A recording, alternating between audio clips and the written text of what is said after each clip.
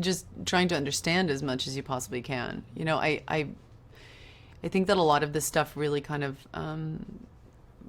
lives in a place where you have to just kind of sit down and do the work. You know, I think nothing about this movie or this character was kind of easy to wrap your head around or was kind of like handed to you for all of us. I think it was really complicated, nuanced material. These characters are complicated and nuanced, and we had a responsibility to try and do as much homework as we possibly could up until literally a month ago when we finalized this film. I mean, up until then, we were still working at it to really make it as accurate as we possibly could.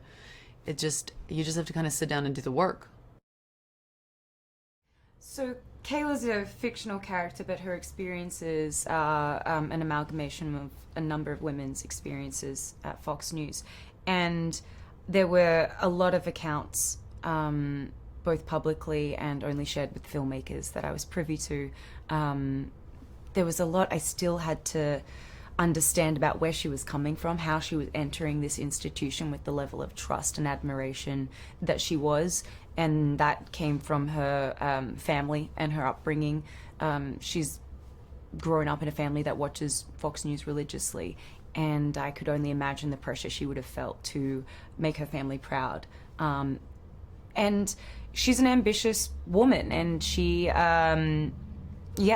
feels like she has something to add to Fox. She feels like she needs to keep her career moving forward. There were things that I understood about her immediately, and there were things I didn't understand about her. And it was interesting to talk to Charles and Jay, who both, interestingly enough, grew up in families that watch Fox News. There's a lot of families do in America. So there was a lot I could just understand through chats with them. There was a lot of research I did online, which is Twitter was a great tool, following conservative Republican millennial girls was a fascinating exercise. I started a fake Twitter account and just found a lot of great accounts to follow, and that was informative. And then beyond that, I have my usual approach as an actor, where I work with an acting coach, a dialect coach, and a movement coach, and kind of plot things out that way.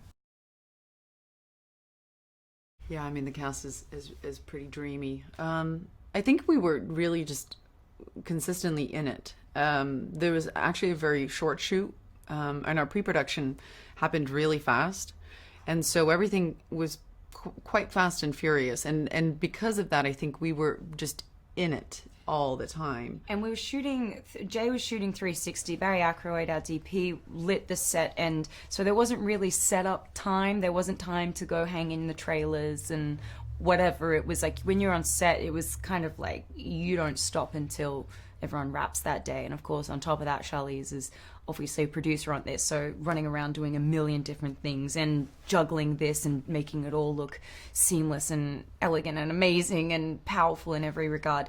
But I think any offset moments we had, I was just like really getting advice from Nicole and Charlize, and like, okay, how do you do this? How do you do with that? What did you do at this point in your career? And blah, blah, blah. And I really found, both of you guys were great mentors throughout this process. And it was just nice to have bonding time, I would say. Where's the buzz? Where is the buzz? You said was mine, oh, mine.